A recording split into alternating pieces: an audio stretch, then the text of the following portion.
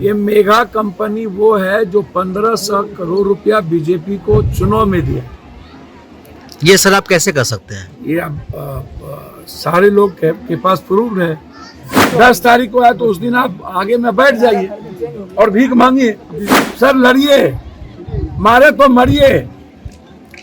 बिना जीरो पर पानी गर्म नहीं होता, बिना माइनस के बर्फ नहीं जमता है। आप इतने हल्के में लीजिएगा, नहीं होगा। इस कंपनी के मनमानी नहीं बढ़ने दीजिए। हम आपके लिए लड़ेंगे, आप जब लड़िएगा तो हम यहाँ भी आएंगे। आप देख रहे हैं केवल सच। 5000 आबादी है सर, 1200 वोट है आप सर, 1200 का मिला के वोट है, 2500 वोट है, 2500 वोट है सर आबादी। बस कृषि पर निर्भर है सर। हम लोग पशुपालन के लिए नदी बगल में इधर पालन करते हैं। आते हैं तो देखे होंगे सर, मांझे का घर है, वो दूसरे के जमीन में बसे होंगे। अगर ले लिया जाएगा तो कहाँ जाएंगे? उन लोगों का क्या मिलेगा? उन लोगों को घर तक, झोपड़ी तक है। बात किए, बातें नहीं सुनता है सर, सीधे प्रशासन लाता है सर, काम कर। बात किए थे नागराज से सर, क्या तुम लोग विरोध करोगे तो दूसरे कंपनी आकर बनाएगी। हम लोगों को सरकार कही है तो बोल हम लोग बनाते हैं, क्या ऐसा तो नहीं कहेंगे बोल सरकार। सीईओ खड़ा होके सर, सीईओ खड़ा होके हम लोग फसल बर्बाद कराता है। सीईओ खड़ा होके एकदम अभी तो फसल बर्बाद करता घर बर्बाद करेंगे कोर्ट गए सर। अच्छा कोर्ट गए थे तो हाँ बोला कि आप लोग को अभी विस्थापन के लिए नोटिस तो दिया नहीं है, तो हम क्या करें? देखिए फसल में किस तरह से, फसल में जो गाँव है सर, दोनों गाँव तक नहीं ले रहा सर, हम लोगों को घर तक विस्थापित कर रहा है। यहाँ बगल है। और क्या लगता है इन लोग का इंसाफ मिल पाएगा? देखिए 2-3 बात समझिए। क्या ये मुखर कानून है? क्या ये हिटलर का शासन है?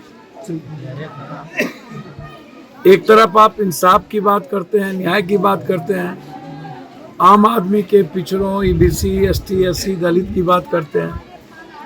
एक तरफ आप लोगों के इकोनॉमी की बात करते हैं, दूसरे तरफ कंपनी से पैसा, कंपनी मेगा, ये मेगा कंपनी वो है जो 1500 करोड़ रुपया बीजेपी को चुनाव में दिया।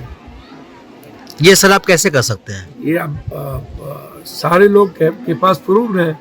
वो तो इलेक्ट्रल बॉन्ड में जो दिया जाता है वो जी। ये मेगा कंपनी लगभग सभी लोगों को ऊपर से नीचे तक पैसा दे करके, किसान से बिना वार्ता किए, बिना कोई नोटिस के, बिना किसी कागज के, पुलिस लेके आती है, ऊपर से नीचे पैसा दे दी, सीईओ को पैसा दे दिया।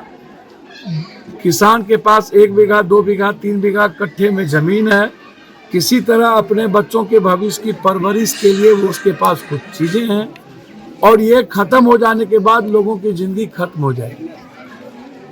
दूसरी तरफ मधुबन गांव जो है, ये इलाका, यहाँ पर कहा यह जा रहा है कि एक इतना बड़ा धाम है, यहाँ पर 3 कुंड है जहाँ से गर्म पानी निकलता है।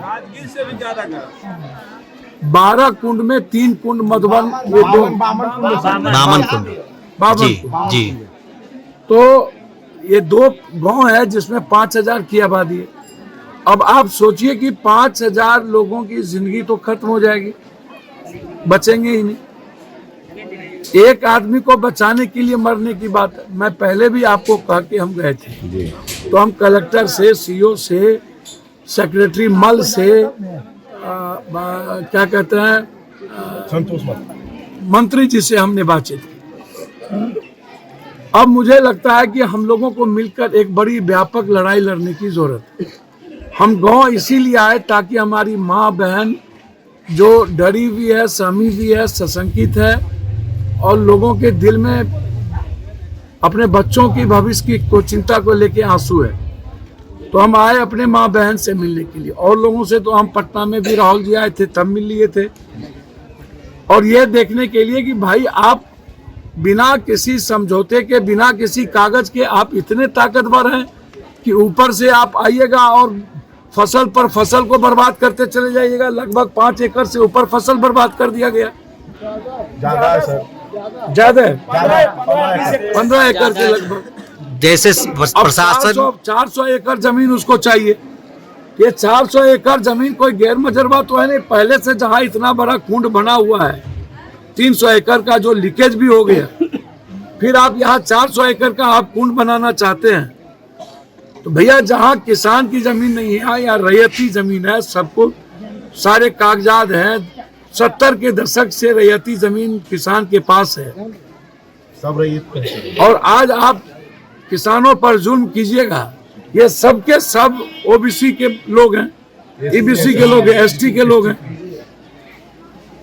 भारत सामाजिक न्याय, हम तो चाहेंगे कि इसमें विपक्ष के सारे नेताओं को आना चाहिए, देखना चाहिए और मिलकर इस लड़ाई को लड़नी चाहिए। इससे पहले सर आप आए, पदाधिकारी साहब बात हुई, क्या आश्वासन मिला था उस सर टाइम? मैंने उस दिन भी मल से कहा कि आप कहीं और देख लीजिए। ये मल ने हमको कहा कि मैं इसको दिखवाता हूँ। मैंने इस कंपनी के लोगों से भी बातचीत की, मैं डीएम तक से बातचीत की। ये जुल्म आप डीएम से पूछ लीजिए कि पप्पू यादव जी का कई बार फोन आया।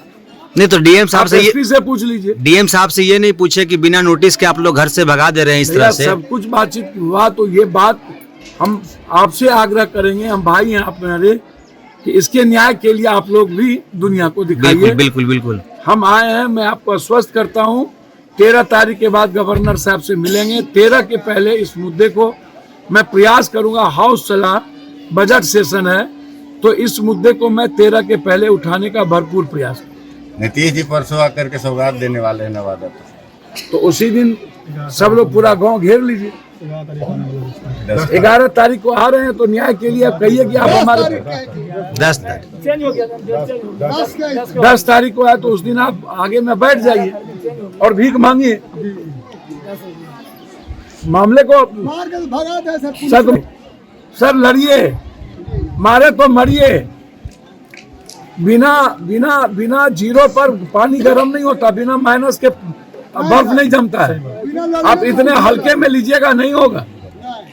इस कंपनी के मनमानी नहीं बढ़ने दीजिए। हम आपके लिए लड़ेंगे। आप जब लड़िएगा तो हम यहाँ भी आएंगे।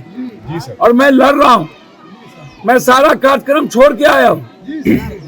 मैं आपको वचन देता हूँ कि आपके गांव को बचाने में हमारी जितनी भगवान ने क्षमता दी है, वह हम अपने माँ बहनों को वादा करते हैं कि वो मैं करूंगा। लेकिन लड़ाई आप लड़िए। 10 तारीख को संदेश दीजिए, पूरा गांव 5000 गांव सड़क पर रहिए। ये ऐसे नहीं, मुट्ठी भर नहीं, दोनों को बाई रोड जा रहा है। सदन में और गवर्नर साहब से मिलेंगे और चौधरी जी से भी, ठीक है। अगर उसके बाद भी सरकार नहीं सुनती है आवाज, इन लोगों के साथ लड़ेंगे, लड़ाई सड़क पे होगी। हाँ इन लोगों के साथ एकदम। धन्यवाद।